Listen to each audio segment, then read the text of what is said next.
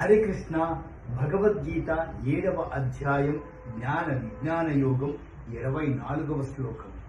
అవ్యక్తం వ్యక్తిమాపన్నం మన్యంతే మామ బుద్ధయః పరం భావమజానంతో మమావ్యయమనుత్తమం. టేక్ కేర్ అని చెప్తున్నారండి శ్రీకృష్ణ పరమాత్మ. బుద్ధిహీనులుగా ఉన్న వాళ్ళు ఎప్పుడూ నన్ను కృష్ణ పరమాత్మని చేరలేరు. Clear cut, తిరుగులేదండి. కానీ ఆ బుద్ధిహీనులు వారు మారితే తప్ప ఆ జ్ఞానం అనే పార్టీవే ఆ రూట్లో వస్తే తప్ప జరగవు. అవ్యక్తం శాశ్వతమైన, అనుత్తమం అత్యుత్తమమైన, మమ నా యొక్క పరం భావం పరమభావమును అబుద్ధయ బుద్ధిహీనులు తెలుసుకోలేరు. ఎంత క్లారిటీ చూడండి. అలాగే ఇంద్రియాల మీద మోహంతో కప్పబడి ఉన్న వాళ్ళు తెలుసుకోలేరు.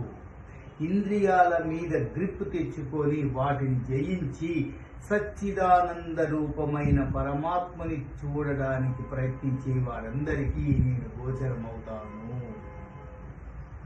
ఇది దీని భావార్థం.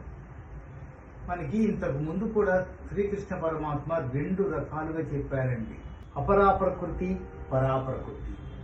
ఇలాంటి వారు ఎవరైతే కామ రాగ ద్వేషాలు ఇలాంటి వాటితో కొట్టుమిట్టాడుకుంటున్నారో వాళ్ళు అపరాప్రకృతికే లోనవుతారు. పరాప్రకృతి ఉత్తమ స్థాయిదండి. అపరాప్రకృతి కింది స్థాయి, తక్కువ స్థాయి.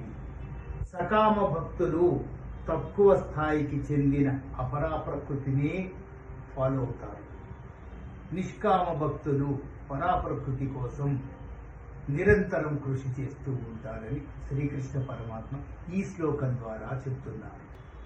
ఒకసారి మళ్ళీ ఈ శ్లోకాన్ని చూసుకుందామా. అవ్యక్తం వ్యక్తిమాపన్నం మన్యంతే మామ బుద్ధయః పరం భావమజానంతో మమావ్యయమనుత్తమం. హరే కృష్ణ.